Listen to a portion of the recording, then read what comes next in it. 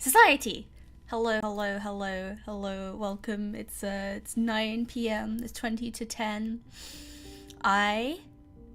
If you weren't there, although I'm assuming you are, at 2 o'clock today, I tried to stream me reading the yellow wallpaper, and I also tried it yesterday, and it flopped so hard because of my poor internet connection.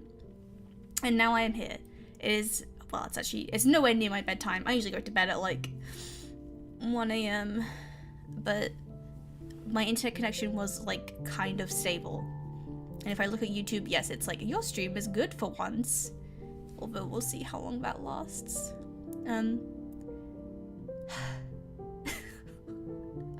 You have no idea how miserable I was this weekend. I was like, yeah, I can't wait to stream.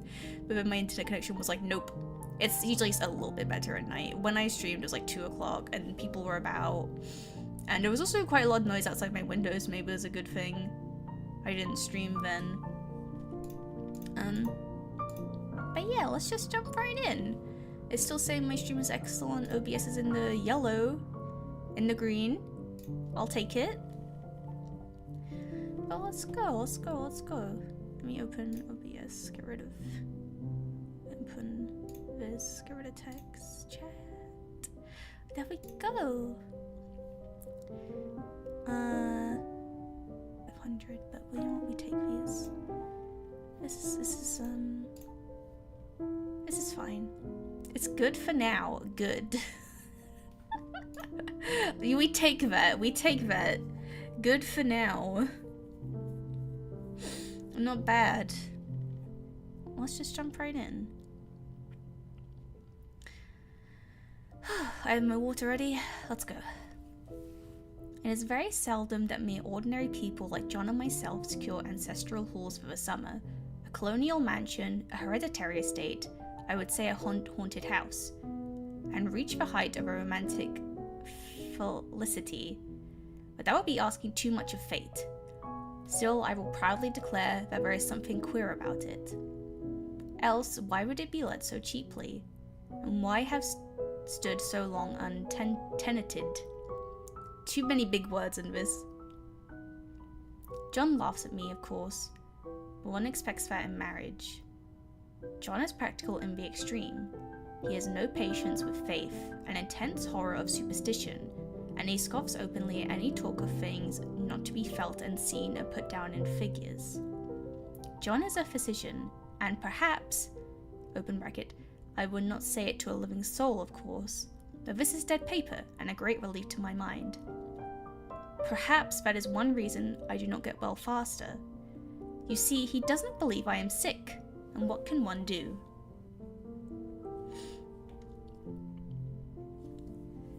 If a physician of high standing and one's own husband assures friends and relatives that there is really nothing the matter with one but temporary nervous depression, a slight hysterical tendency, what is one to do?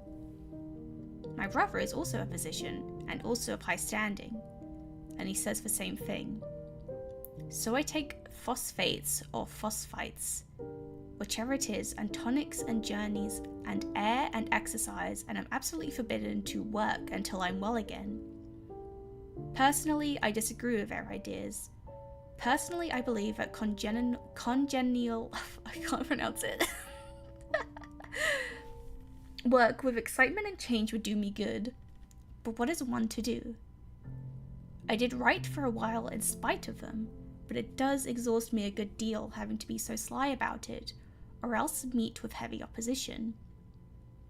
I sometimes fancy that in my condition, if I had less opposition and more society and stimulus, but John says the very worst thing I can do is to think about my condition, and I confess it always makes me feel bad.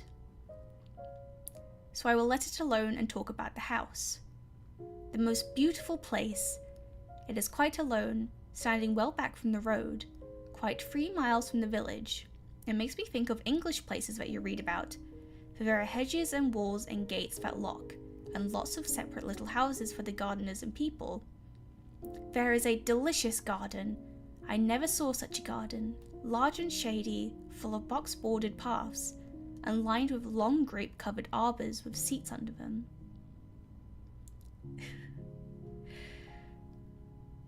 There were greenhouses too, but they are all broken now.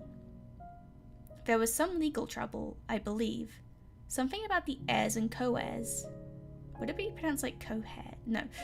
Anyhow, the place has been empty for years. That spoils my ghostliness, I am afraid. But I don't care. There is something strange about the house. I can feel it. I even said so to John one moonlight evening, but he said what I felt was a draught and shut the window. I get unreasonably angry with John sometimes. I'm sure I never used to be so sensitive. I think it is due to this nervous condition.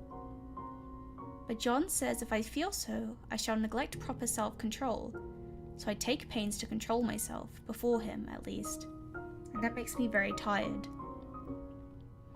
I don't like our room a bit. I wanted one downstairs that opened on the piazza. Is that how you pronounce it? And had roses all over the window, and such pretty old-fashioned chins. I don't even know what that is. Hangings. But John would not hear of it.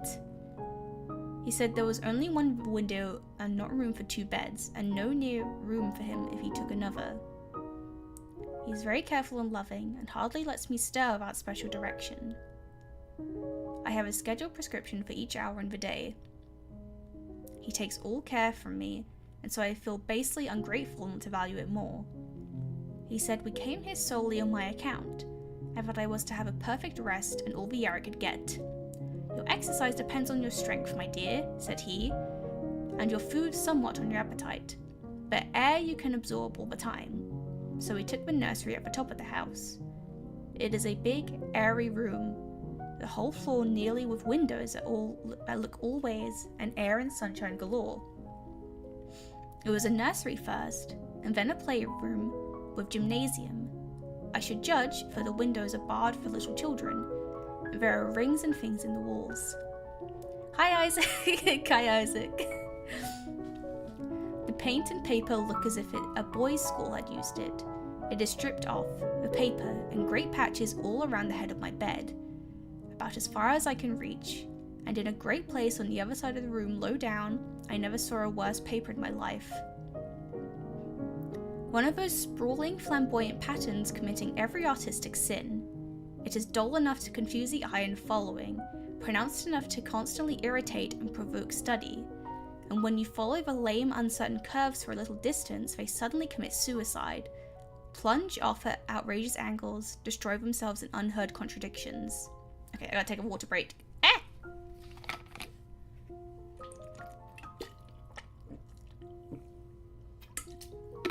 You know what? I've survived 10 minutes of this stream. I'm so grateful. The colour is repellent, almost revolting. A smouldering, unclean yellow, strangely faded by the slow-turning sunlight. It is dull yet lurid orange in some places, a sickly sulphur tint in others. No wonder the children hated it. I should hate it myself if I had to live in this room long. There comes John, and I must put this away. He hates to have me write a word. We have been here 2 weeks, and I haven't felt like writing before since that first day. Ugh. I am sitting by the window now, up in this atrocious nursery, and there is nothing to hinder my writing as much as I please, save lack of strength. John is away all day, and even some nights when his cases are serious. I'm glad my case is not serious, but these nervous troubles are dreadfully depressing. John does not know how much I really suffer. He knows there is no reason to suffer, and that satisfies him. Of course, it is only nervousness. It does not weigh on me so not to do my duty in any way. I meant to be such a help to John, such a real rest and comfort, and here I am, a comparative burden already. Nobody would believe what an effort it is to do what little I am able. To dress and entertain and order things. It is fortunate Mary is so good with the baby, such a dear baby, and yet I cannot be with him. It makes me so nervous. I suppose John was nervous in his life. I suppose John was never nervous. Oh my god. I'm tripping over my words, help me. Suppose John never was nervous in his life. He laughs at me so about this wallpaper. At first he meant to repaper the room, but afterwards he said that I was letting it get the better of me, and that nothing was worse for a nervous patient than to give way to such fancies. He said that after the wallpaper was changed it would be a heavy bedstead, and then the barred windows, and then that gate at the head of the stairs, and so on. You know the place is doing you good, he said. And really, dear, I don't care to renovate the house just for a 3 months rental. Then do let us go downstairs, I said. There are such pretty rooms there. Then he took me in his arms and called me a blessed little goose, and said he would go down cellar if I wished, and have it whitewashed into the bargain. These are such old-timey words, I don't get it in... I know these words, but I don't get them in conjuncture to each other. Whatever. But he is right enough about the beds and windows and things. It is an airy and comfortable room, as anyone need wish, and of course, I will not be so silly as to make him uncomfortable just for a whim. I'm really quite fond of the big room, all but that horrid paper. Out of one window I can see the garden, those mysterious deep-shaded arbors, and right, what is this word? Help me! Riotous, I don't know, riotous, I'm pronouncing it like that, I don't care. Old-fashioned flowers and bushes and gnarly trees. Out of another I get a lovely view of the bay and a little private wharf belonging to the estate. There's a beautiful shaded lane that runs down there from the house. I always fancy I see people walking in these numerous paths and arbours, but John has cautioned me not to give way to fancy in the least. He says that with my imaginative power and habit of story making, a nervous weakness like mine is sure to lead to all manner of excited fancies, and that I ought to use my will and good sense to check the tendency. So I try. I think sometimes that if I were only well enough to write a little, it would relieve the press of ideas and rest me. But I find I get pretty tired when I try. It is so discouraging not to have any advice and companionship about my work. When I get really well, John says we will ask cousin Henry and Julia down for a long visit, but he said he would as soon put fireworks in my pillowcase as to let me have those stimulating people about now. I wish I could get well faster, but I must not think about that. This paper looks to me as if it knew what a vicious influence it had. There is a recurrent spot where the pattern lolls like a broken neck and two bulbous eyes stare at you upside down. I get positively angry with the impertinence of it and the everlastingness. Up and down and sideways they crawl, and those absurd unblinking eyes are everywhere. There is one place where two breaths didn't match, and the eyes go up and down the line, one a little higher than the other. I never saw so much expression in an animate thing before, and we all know how much expression they have. I used to lie awake as a child and get more entertainment and terror out of blank walls and plain furniture than most children could find in a toy store.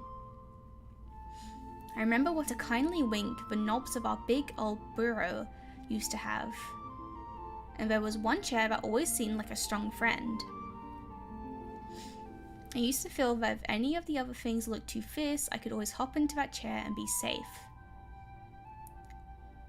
The furniture in this room is no worse than inharmonious, however, for we had to bring it all from downstairs. I suppose when this was used as a playroom they had to take the nursery things out, and no wonder. I never saw such ravages as the children have made here. The wallpaper, as I said before, is torn off in spots, and it sticketh closer than a brother. They must have had perseverance as well as hatred.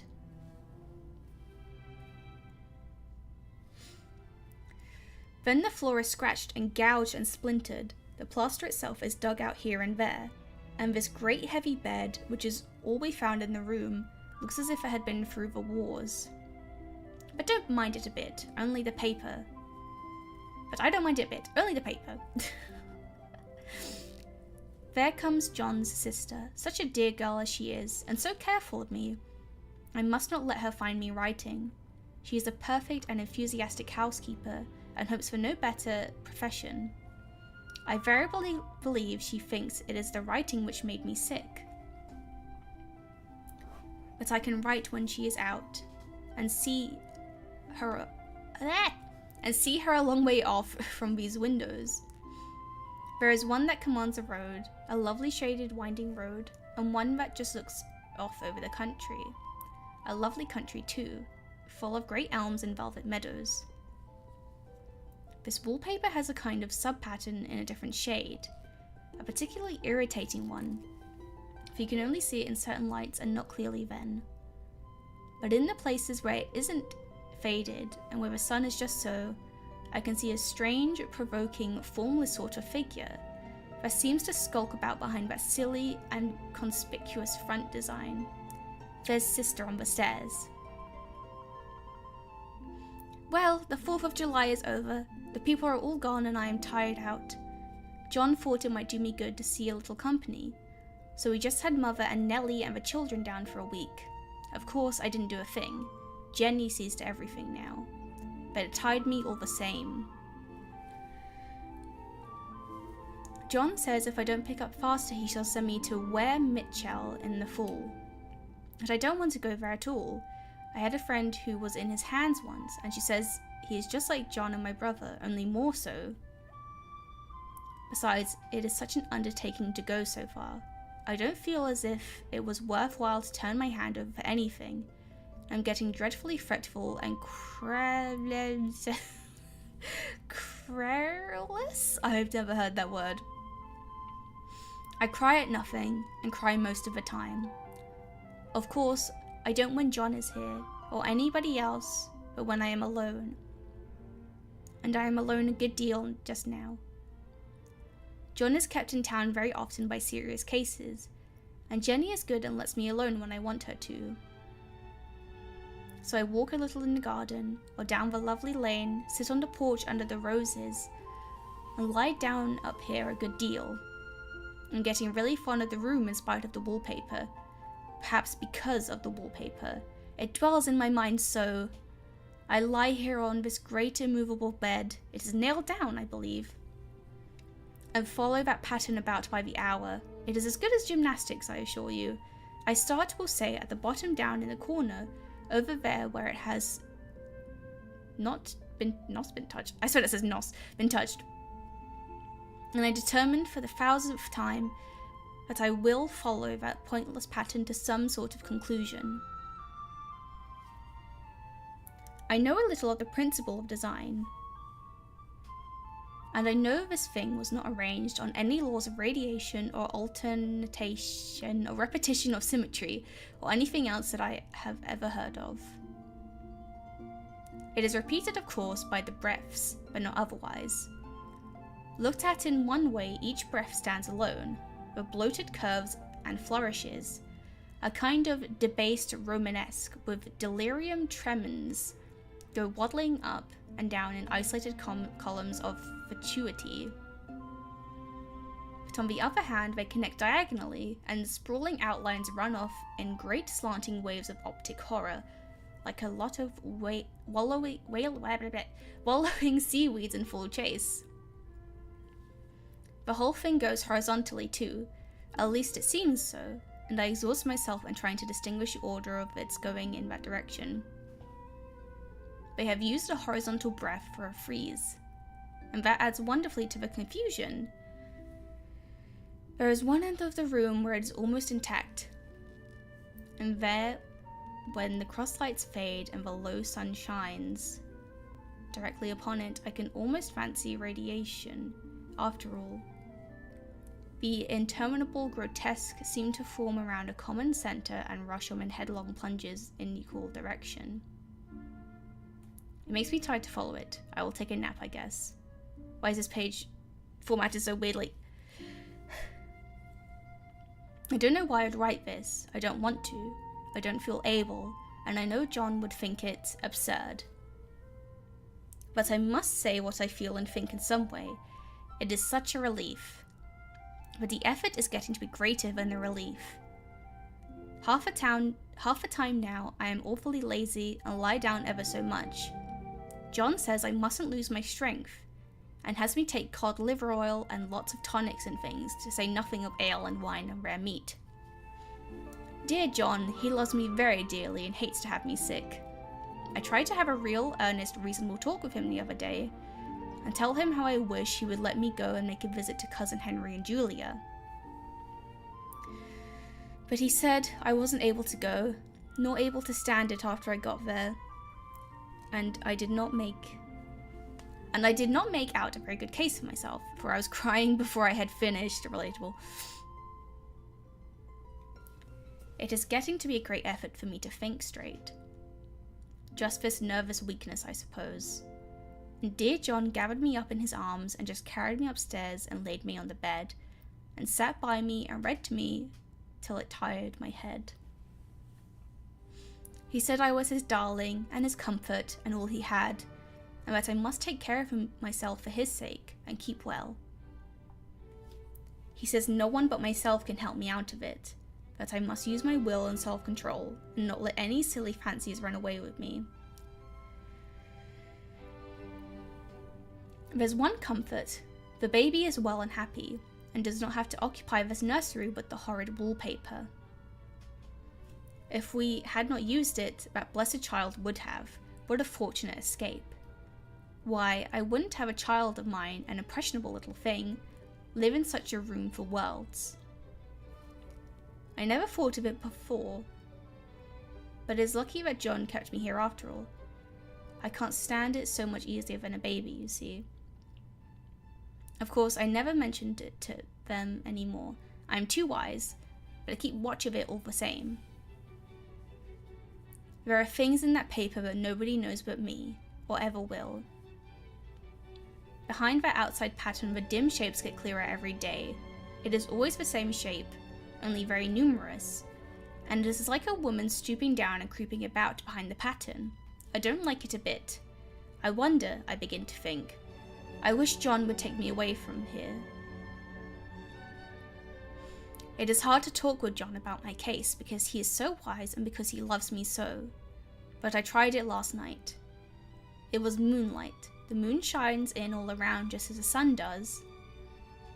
I hate to see it sometimes. It creeps so slowly and always comes in by one window or another. John was asleep and I hated to waken him, so I kept still and watched the moonlight on the undulating wallpaper till I felt creepy. The faint figure behind seemed to shake the pattern, just as if she wanted to get out. I got up softly and went to feel and see if the paper did move, and when I came back, John was awake. "What is it, little girl?" he said. "Don't go walking about like that. You'll get cold."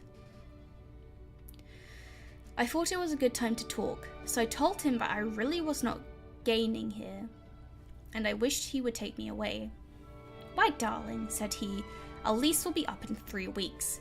I can't see how to leave before. The repairs are not done at home, and I cannot possibly leave town just now. Of course, if you were in any danger, I could and would, but you really are better at dear. Better. Whether you can see it or not. I am a doctor, dear, and I know. You are gaining flesh and colour, your appetite is better.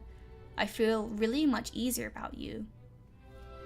"I don't weigh a bit more," said I, "nor as much, and my appetite may be better in the evening when you're here, but it is worse in the morning when you're away." "Bless her little heart," said he with a big hug. "She shall be as sick as she pleases. But now let's improve the shining hours by going to sleep, and talk about it in the morning." "And won't you go away?" I asked gloomily. "Why, how can I, dear?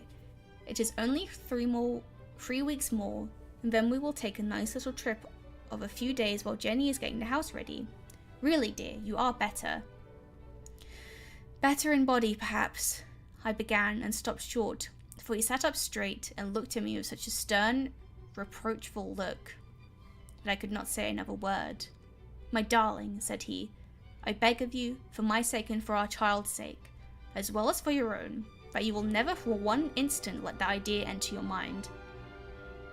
There is nothing so dangerous, so fascinating to a temperament like yours. It is a false and foolish fancy. Can you not trust me as a physician when I tell you so?"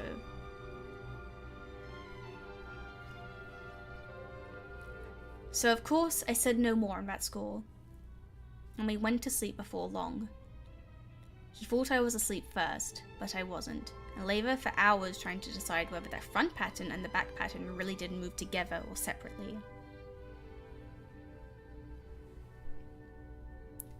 On a pattern like this, by daylight, there is a lack of sequence, a defiance of law that is a constant irritant to a normal mind. The colour is hideous enough, and unreliable enough, and infuriating enough, but the pattern is torturing.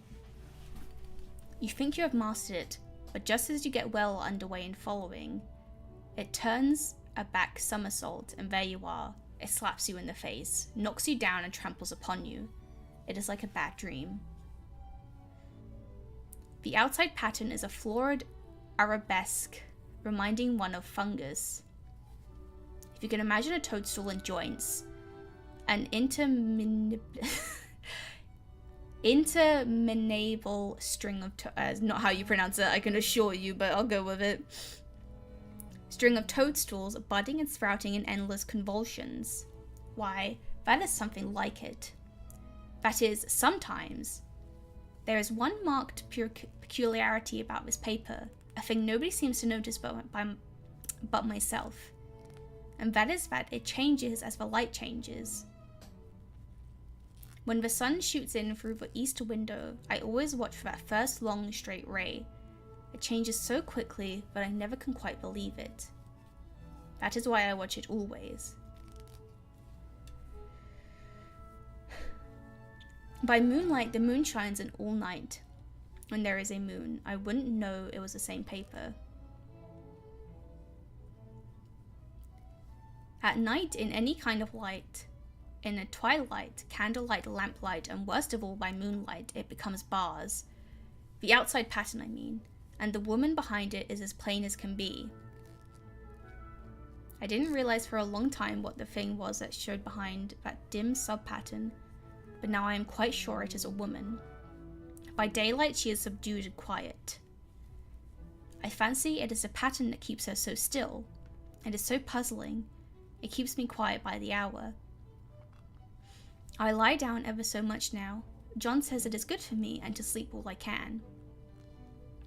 Indeed, he started the habit by making me lie down for an hour after each meal. It is a very bad habit, I am convinced, for you see, I don't sleep. And that cultivates deceit. For I don't tell them I'm awake. Oh no, the fact is I am getting a little afraid of John. He seems very queer sometimes, and even Jenny has an inexplicable look. It strikes me occasionally, just as a scientific hypothesis, that perhaps it is the paper. I have watched John when he did not know I was looking, and come into the room suddenly on the most innocent excuses, and I've caught him several times looking at the paper, and Jenny too. I caught Jenny with a hand on it once. She didn't know I was in the room, and when I asked her in a very quiet voice, with the most restrained manner possible, what she was doing with the paper, she turned around as if she had been caught stealing and looked quite angry, asked me why I should frighten her so. Then she said the paper stained everything it touched, and that she had found yellow smooches on all my clothes and John's, and she wished we would be more careful. Did not that sound innocent? But I know she was studying that pattern, and I am determined that nobody shall find it out but myself. I'm out of breath. Reading is so tiring out loud. I need a break. I need a water break.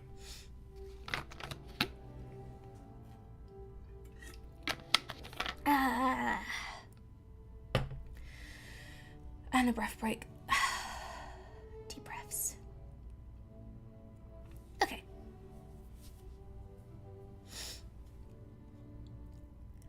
Life is very much more exciting now than it used to be. You see, I have something more to expect, to look forward to watch. I really do eat better, and I'm more quiet than I was. John is so pleased to see me improve. He laughed a little the other day and said I seemed to be flourishing in spite of my wallpaper. I turned it off with a laugh. I had no intention of telling him it was because of the wallpaper. He would make fun of me. He might even want to take me away. I don't want to leave now until I have found it out. There is a week more, and I think that will be enough. I'm feeling ever so much better. I don't sleep much at night, for it is so interesting to watch the developments. But I sleep a good deal in the daytime. In the daytime it is tiresome and perplexing. There are always new shoots on the fungus, and new shades of yellow all over it. I cannot keep count of them, but I have tried conscientiously? Oh, this is the problem with the fact that I read in my head. And if there's a word I can't pronounce, I'm just like, yeah, whatever. I don't need to say that. But now if I start reading out loud, it's gonna really show how much of a giant dork I am. Okay, let's go. It is the strangest yellow, that wallpaper. It makes me think of all the yellow things I ever saw. Not beautiful ones like buttercups, but old, foul, yellow things. There is something else about that paper. The smell. I noticed it in the moment we came into the room. But now with so much air and sun, it was not bad. Now we've had a week of fog and rain, and whether the windows are open or not, the smell is here. It creeps all over the house. I find it hovering in the dining room, skulking in the parlor, hiding in the hall, lying in wait for me on the stairs. It gets into my hair. It's okay, we like the dorkiness. Good. I really wanted to do Lovecraft as well, but they are literally impossible to read sometimes. And if I do that, I'm going to trip over my words so much. Maybe I'll do it at Halloween, I don't know. I usually read Lovecraft around Halloween time, it's a bit of a tradition. Even when I go to ride, if I turn my head suddenly and surprise it, there is that smell. Such a peculiar odor too. I would spend hours in trying to analyze it, to find what it smelled like.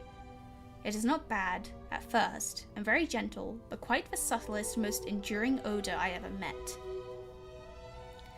In this damp weather it is awful. I wake up in the night and find it hanging over me. It used to disturb me at first.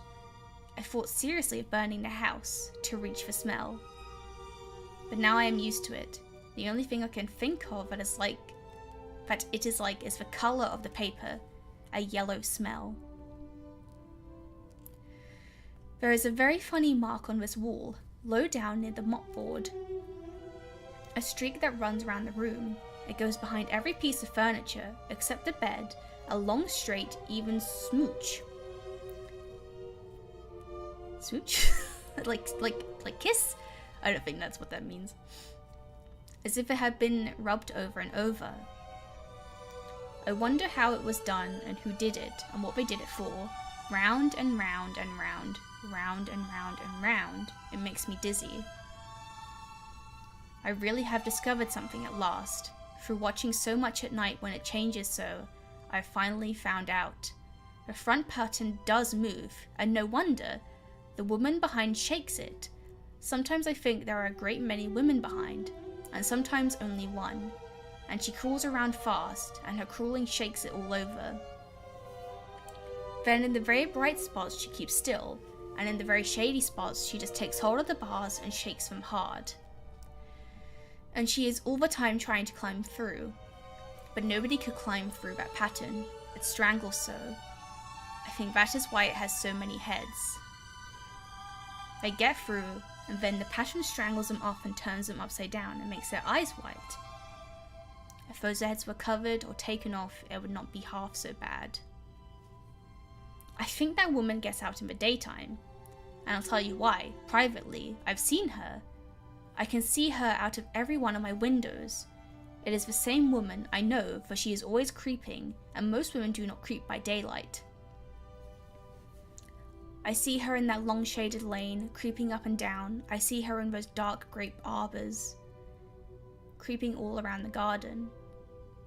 I see her on that long road under the trees, creeping along, and when a carriage comes, she hides under the blackberry vines. I don't blame her a bit. It must be very humiliating to be caught creeping by daylight. I always lock the door when I creep by daylight. I can't do it at night, for I know John would suspect something at once. And John is so queer now, but I don't want to irritate him. I wish he would take another room. Besides, I don't want anybody to get that woman out at night but myself. I often wonder if I could see her out of all the windows at once.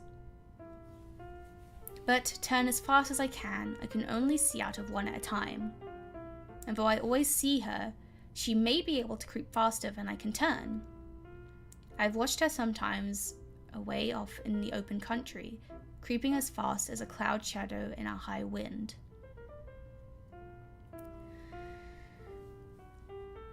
If only that top pattern could be gotten off from the under one.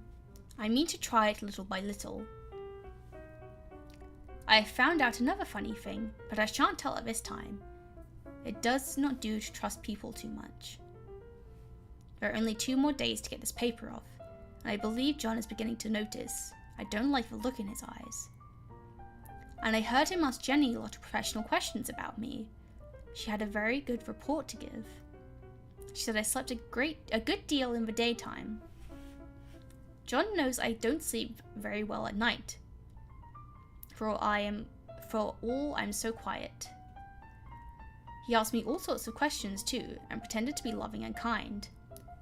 As if I couldn't see right through him. Still, I don't wonder he acts, sleeping under this paper for 3 months. It only interests me, but I feel sure John and Jenny are secretly affected by it. Hurrah! This is the last day, but it is enough.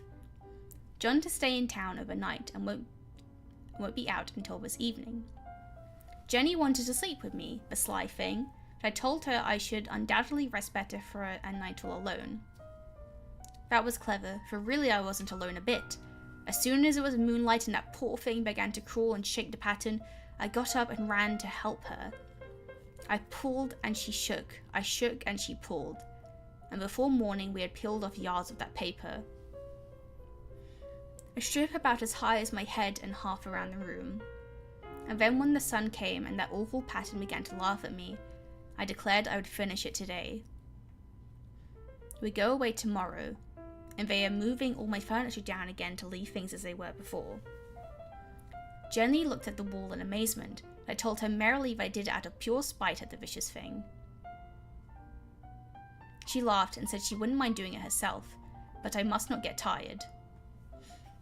How she betrayed herself that time, but I am here and no person touches this paper but me, not alive. She tried to get me out of the room. It was too patent. But I said it was so quiet and empty and clean now that I believed I would lie down again and sleep all I could, and not to wake me even for dinner. I would cool when I woke. So now she is gone, and the servants are gone, and the things are gone. There's nothing left but that great bedstead, nailed down with the canvas mattress we found on it. We shall sleep downstairs tonight, and take the boat home tomorrow. I quite enjoy the room, now it is bare again. How those children did tear about here. This bedstead is fairly gnawed, but I must get to work. I have locked the door and thrown the key down into the front path. I don't want to go out, and I don't want to have anybody come in till John comes. I want to astonish him. I've got a rope up here that even Jenny did not find. If that woman does get out and tries to get away, I can tie her. But I forgot I could not reach far without anything to stand on. This bed will not move. I tried to lift and push it until I was lame, and then I got so angry I bit off a little piece at one corner, but it hurt my teeth. Then I peeled off all the paper I could reach standing on the floor. It sticks horribly and the pattern just enjoys it. All those strangled heads and bulbous eyes and waddling fungus growths just shriek with derision. Derision? I don't know. I'm getting angry enough to do something desperate. To jump out of the window and be admirable exercise, but the bars are too strong to even try. Besides, I wouldn't do it. Of course not. I know well enough that a step like that is improper and might be misconstrued. I don't like to look out of the windows even. There are so many of those creeping women, and they creep so fast. I wonder if they all come out of that wallpaper as I did. But I am securely fastened now by my well-hidden rope. You don't get me out in the road there. I suppose I shall have to get back behind the pattern when it comes night, and that is hard. It is so pleasant to be out in this great room and creep around as I please. I don't want to go outside. I won't even if Jenny asks me to, for outside you have to creep on the ground, and everything is green instead of yellow. But here I can creep smoothly on the floor, and my shoulder just fits in that long smooch around the wall, so I cannot lose my way. Why, there's John at the door. It's no use, young man, you can't open it. How does he call and pound? Now he's crying for an axe. It would be a shame to break down that beautiful door. John dear, said I in the gentlest voice, the key is down by the front steps under a platen leaf. I silenced him for a few moments. Then he said, very quietly indeed, open the door, my darling. I can't, said I. The key is down by the front door under a platen leaf. Plantain leaf? I don't know. And then I said it again, several times, very gently and slowly, and said it so often that he had to go and see, and he got it, of course, and came in. He stopped short by the door. What is the matter? He cried. For God's sake, what are you doing? I kept on creeping just the same, but I looked at him over my shoulder. I've got out at last, said I, in spite of you and Jane, and I pulled off most of the paper, so you can't put me back. Now why should that man have fainted? But he did, and right across my path by the wall, so that I had to creep over him every time. And that's it, we did it! I did it! I did it! After 2 failed streams, we did it! We read the yellow wallpaper. Oh, what a classic. I had to do this one in secondary school, so it's quite nostalgic to me. It's a kind of thing where you can interpret it however you want, I feel. I never really knew how to take it, because my English teacher at the time was like, oh, it's about, you know, a metaphor for, like, you know, women, something like patriarchy, something like that. But I was always like, this is like if you gaslit a person into thinking they had hysteria. I don't know. It's up for interpretation. Clap, clap, clap. Thank you, we did it. I'm so happy. But yeah, it's such a good descent. You can really see like the obvious leaps that happen. Also, that thing about furniture in the dark looking different, that is so relatable. Didn't I say in my debut stream, sometimes I see myself in the mirror in the dark and get kind of scared because I think it's someone in my room. And also if I have like clothes hanging up, it kind of looks like a person. But yeah, I'm so happy. I hope you enjoyed it. I'm sorry I tripped up over my words constantly because, well, again, I only read in my head, I don't read out loud. But yeah, thank you for coming, thank you. That's it, bye. Bye. Let me open OBS real quick, bye.